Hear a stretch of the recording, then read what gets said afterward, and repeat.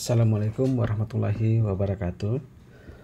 Baik, kita lanjutkan di pengantar teknologi komputer untuk bagian kedua. Kalau sebelumnya kita sudah membahas tentang pengantar komputer bagian pertama, sejarah singkat dan evolusi dari komputer. Sekarang kita akan sedikit membahas tentang aplikasi dari komputer dan beberapa perangkat lunak dan perangkat keras dari komputer.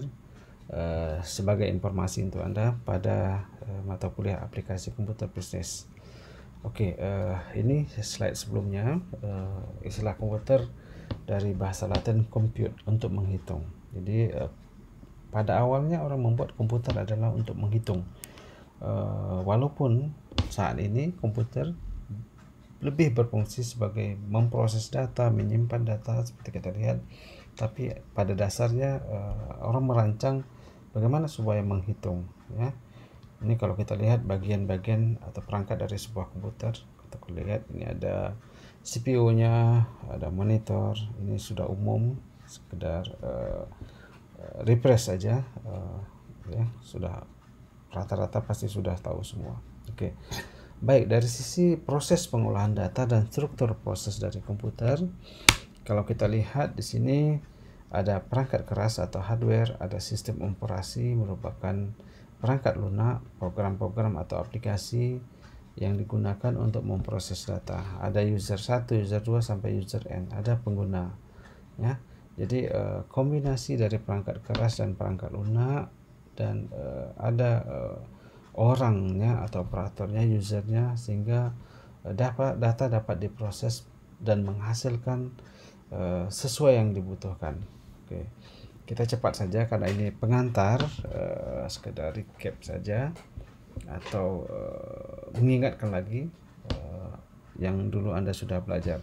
Komponen dasar ada CPU, ada RAM, ini merupakan memori, random access memory, read only memory, ada komponen input dan output, ya, ada central processing unit, ya. Ini ada input, nanti menghasilkan output. Oke, ada control unit, fungsi pada di dalam CPU ini ada control unit untuk mengatur dan mengendalikan sebuah peralatan yang ada pada sistem komputer. Ada CPU merupakan main unit atau otaknya atau kontrol utamanya. Itu akan mengatur kapan alat input menerima data dan diolah dan ditampilkan. Jadi central processing unit atau control unit akan mengatur semua, ya. Kapan data itu akan diterima, akan ditampilkan di outputnya, bagaimana memproses dan lain. Dibantu dengan ada arithmetic logic unit, ya, ALU atau ALU, ya. Ada register, ini mungkin sedikit teknikal, tapi untuk Anda ketahui saja. Memori ada RAM dan ROM. Oke, kita cepat saja, mungkin agak sedikit teknis, ya. Nah, ini juga beberapa fungsi aritmatik dalam CPU. Kalau kita lihat tadi control unit atau ada LU di sini, ya, arithmetic unit. Bagaimana proses data itu diolah, ya. Ini block diagram di dalam sebuah control unit atau central processing unit, ya. Ini bentuk fisiknya. Kalau kita lihat, kalau Anda buka komputer, Anda bisa melihat seperti ini. Arsitekturnya atau diagramnya, ada LU, ada register, executed, ada bagian dari RAM, ya, ada penyimpanan. Unit sistem ini juga bisa disebut dengan pemrosesan pusat atau central processing unit, ya, CPU, ya. Ada media penyimpanan, ada primary storage, secondary storage, tertiary storage. Bahkan sekarang dengan perkembangan teknologi internet, ada media penyimpanan secara online, ya. Online maksudnya di drive, ada di cloud dan lain-lain. Secara umum media penyimpanan primary adalah di dalam komputernya atau kita lihat RAM-nya, ya. Ada secondary, kalau Anda mempunyai memory card atau flash disk atau hard disk, itu secondary. Ada tertiary, ada external card atau lain-lain, ya, ada online. Ini mungkin kita cepat saja, singkat saja karena agak teknikal dan detail supaya Anda tahu saja. Begitu juga untuk memori lain atau komponen dari sebuah komputer. Secara umum untuk memori, peralatan digunakan untuk menyimpan data, instruksi dan informasi digunakan, ya. Ada RAM, hard disk, USB, ada CD, DVD, memori peralatan lain dan lain-lain. Oke. Ini input device. Input device seperti yang kita ketahui, komputer ada terdiri dari 3 blok diagram. Secara umum ada input, ada proses, output. Ada input, ada keyboard, mouse, mikrofon, webcam, kamera, ya kan gitu ya, scanner dan lain-lain. Ini mungkin Anda sudah familiar sekali dengan komponen dari komputer. Ada perangkat keras, hardware, monitor, printer, speaker merupakan outputnya, ya, media outputnya, ya. Monitor untuk menampilkan, walaupun monitor itu untuk mendisplay apa yang kita lakukan, printer merupakan hasil kita cetak, speaker suara merupakan bagian atau komponen dari output, ya. Ini sekedar pengetahuan Anda. Di samping dari komputer yang umum Anda lihat seperti ini di kantor, laptop dan lain-lain, sebenarnya ada beberapa aplikasi komputer yang disebut embedded komputer, seperti di mobil, ya, atau di perangkat-perangkat lain. Perangkat lain maksudnya aplikasi khusus di pesawat, ya, di mobil, di kapal, dan aplikasi termasuk di industri, ya. Aplikasi tentu sebuah komputer dirancang untuk melakukan menghitung atau memproses data tertentu yang dikhususkan, seperti di mobil ini kita lihat ada GPS. Bahkan mobil sekarang sistemnya itu terintegrasi, dikontrol oleh sebuah komputer sentral, ya, baik semua sensornya. Bahkan mobil-mobil terbaru, ada mobil yang hybrid, ada elektronik, sudah dikontrol oleh sebuah komputer untuk semua sistemnya. Bahkan jika komputer itu down, rusak, bahkan mobil tidak bisa jalan, ya, karena tidak bisa dihidupkan, mungkin komputernya rusak, ya. Ini tujuan khusus komputer, untuk tujuan khusus yang berfungsi sebagai komponen pendukung pada produk tertentu. Oke, ini sekedar tambahan. Nah, kita lihat ada tambahan sistem operasi. Operation system. Apa itu sistem operasi? Adalah sebuah program yang mengontrol dan menjembatani antara sistem perangkat keras, hardware, dan user. Seperti kita lihat Windows, ada Mac, ya kan, itu ada Android. Itu merupakan sistem operasi. Ketika kita ingin menjalankan sebuah perangkat, harus ada perangkat lunak atau sistem operasi atau operation system, ya. Program yang bertindak sebagai perantara antara user dan komputer hardware. Operation system menyediakan berbagai tool, perintah, dan komen untuk berinteraksi dengan komputer. Nah, saat user memberikan perintah ke komputer melalui tool atau perintah yang tersedia. Jadi perantara, menjembatani, operation system, ya.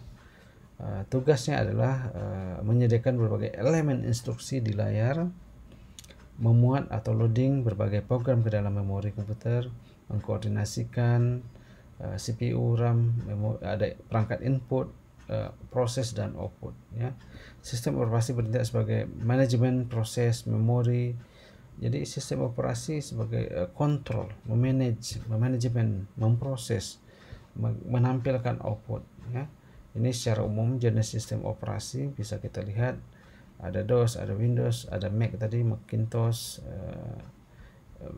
ada Unix, dan lain-lain, ya. Ini untuk sistem operasi. Seperti kita lihat, ketika Anda ingin menghidupkan komputer, laptop, atau handphone, ketika Anda hidupkan, ada aplikasi yang keluar. Itu merupakan sistem operasi yang menjembatani. Ketika kita buka komputer, kita lihat Windows atau Mac atau Unix, Linux, dan lainnya. Nanti kita baru menggunakan aplikasi, apakah Word, Excel, atau aplikasi khusus lainnya, ya. Nah, ini sistem operasi dari Windows, ada dari Mac, ada sistem operasi dari Unix, dengan itu, ya. Nah, ini sekedar Linux, Unix, ini sekedar informasi untuk Anda. Kita tidak akan bahas secara detail karena untuk pengetahuan Anda saja. Nah, berikutnya pemrograman komputer. Di samping sistem operasi tadi ada program khusus yang digunakan untuk membuat sebuah aplikasi, ya. Program yang ditulis dalam bahasa pemrogram akan diterjemahkan ke dalam bahasa mesin, ya.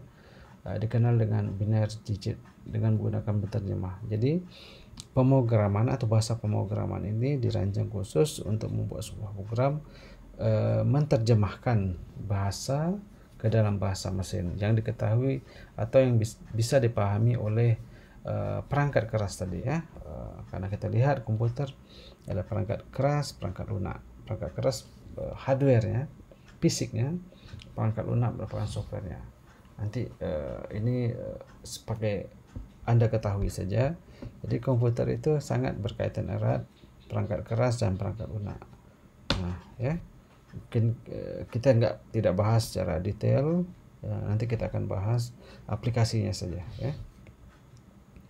Oke, ini beberapa aplikasi komputer secara umum,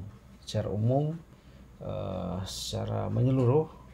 Seperti kita lihat di industri, komputer itu tidak hanya di kantor saja digunakan oleh untuk administrasi di kantor, mengetik, memprint, mencetak, bukan. Bahkan di industri seperti ini, industri di otomobil, ada robot ini ada komputer di dalamnya. Robot ini diprogram oleh komputer untuk mengelas. Ketika ada kendaraan yang mau diproduksi, dilakukan pengelasan. Setelah selesai, dia selesai. Tugasnya dilakukan tugas khusus secara otomatis. Tidak ada operator yang mengontrolnya, maksudnya yang menginstruksinya. Seperti kita lihat di meja kita ada komputer, ada laptop, kita yang mengontrol, buat aplikasi ini, buat mengetik ini, menyimpan data ini. Nah, ini aplikasi di industri. Kita lihat ada aplikasi lain di travel atau transportasi. Ini adalah sebuah handphone dengan aplikasi GPS untuk menunjuk arah. Jadi sangat bermanfaat untuk navigasi, ya, bukan hanya untuk GPS di mobil, tetapi untuk travel, untuk di kapal, untuk perjalanan secara umum. Jadi aplikasi untuk navigasi secara umum untuk perjalanan. Berikutnya aplikasi pada publishing, ya. Kalau kita lihat sebelumnya media atau koran atau majalah menggunakan hard copy untuk mempublikasikan. Nah, dengan perkembangan teknologi komputer, sudah banyak koran yang beralih secara online, tidak lagi mencetak koran secara fisik. Bahkan hampir separuh koran sudah beralih secara digital online, karena di samping biaya untuk mencetak secara fisik koran dan tidak ramah terhadap lingkungan. Jadi sudah banyak digunakan secara online, ya. Ini aplikasi pada pembelajaran. Berikutnya aplikasi komputer pada kesehatan, ya. Kesehatan, healthcare sini. Ini bahkan orang melakukan medical atau telesurgery atau telemedical dengan jarak jauh, ya. Bisa berkomunikasi, satu dokter bisa mentreatment pasiennya dari jarak jauh. Oke. Untuk aplikasi di medical. Oke, medical. Nah, ini komputer untuk di administrasi pemerintahan, di perkantoran secara umum kita sudah sangat tahu, ya, penggunaan komputer. Kalau dulu sebelumnya mungkin secara manual, ketika administrasi di kantor harus ditulis di kertas sehingga dokumen banyak hilang atau mudah rusak dan lain-lain, sangat lambat untuk melakukan update atau administrasi di kantor. Dengan komputer kita bisa melakukan dengan sangat cepat, ya, sangat cepat. Dapat menyimpan data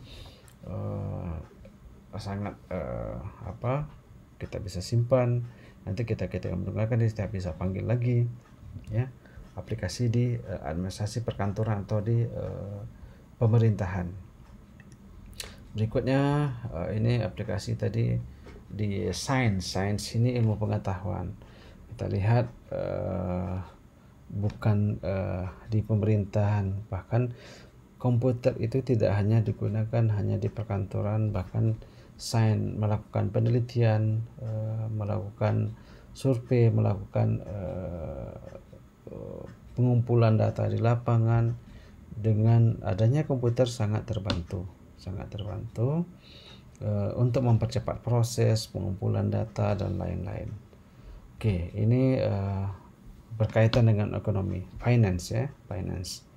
Nah, ini mungkin kita akan bahas sedikit.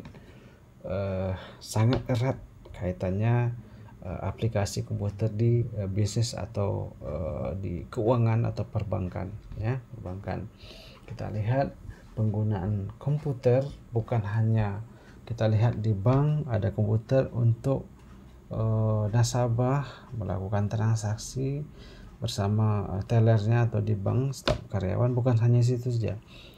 Artinya aplikasi komputer di bisnis jauh lebih itu ke depan, termasuk dalam pemasaran, ya. Kalau dulu kita memasarkan produk secara manual, dengan ada komputer dengan cepat kita melakukan dengan komputer.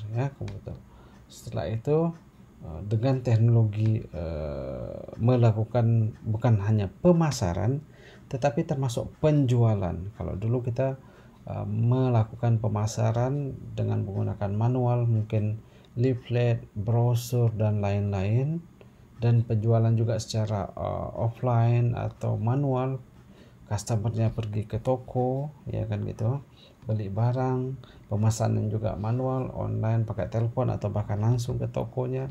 Sekarang jauh lebih dari itu, aplikasi bisa diterapkan secara online. Komputer yang kita bahas ini aplikasi bukan hanya aplikasi komputer secara fisik saja, artinya apa, seperti laptop komputer ini secara penerapannya di bisnis bukan situ saja, tetapi impact dan aplikasi secara menyeluruh, ya.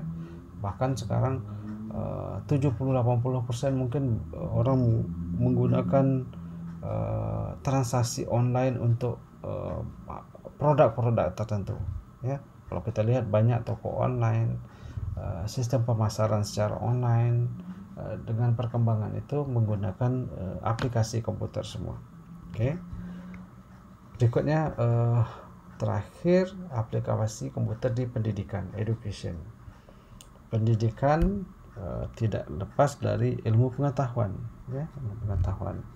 Apalagi di masa khusus sekarang ini, masa pandemi, ya, keterbatasan akses pendidikan atau kuliah atau siswa ke sekolah untuk pembelajaran secara manual atau secara face to face.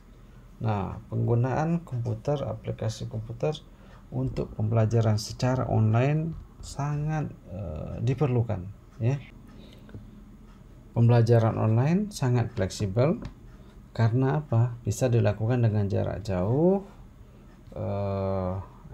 tanpa harus datang, berdiskusi, walaupun ada beberapa kendala atau kelemahan, tetapi manfaatnya cukup lebih bagus jika dikemas dengan pembelajaran yang tertentu. Artinya apa?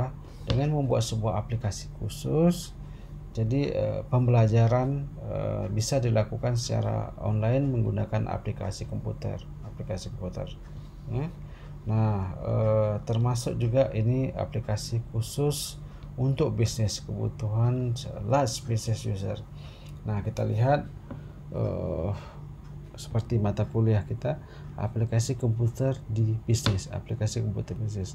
Artinya apa? Komputer itu bukan hanya digunakan untuk mengetik, menginput data, memproses data saja, tetapi bagaimana komputer itu diterapkan, dikembangkan untuk aplikasi yang jauh seperti ini, payroll, inventory, e-commerce, desktop publishing dan lain-lain, ya. Artinya apa? Kalau dulu pembayaran gaji kita antri satu-satu per orang, manual, dibayar cash, ya. dengan adanya sistem komputer kita bisa bayar menggunakan payroll ya. Dalam karyawan mungkin dalam satu perusahaan ada 1000 orang, tidak perlu repot-repot, sebentar saja kita menggunakan payroll system, semua karyawan bisa diupdate data gajinya ya, termasuk inventory, pengecekan barang dalam satu perusahaan atau dalam satu, misalnya ada minimarket atau supermarket atau perusahaan ingin melakukan pendataan barang-barang atau asetnya, tidak perlu dia menghitung satu-satu. Dengan ada sistem inventory, karena setiap hari sudah diupdate, cukup cepat melakukan pendataan ya. E-commerce yang sekarang banyak berkembang, electronic commerce, perdagangan secara elektronik, nanti kita akan bahas secara khusus tentang e-commerce, termasuk dengan financial teknologi. Orang tidak menggunakan lagi uang cash, tetapi menggunakan uang elektronik, baik itu secara virtual, wallet, electronic wallet dan lain-lain ya, apapun bentuknya.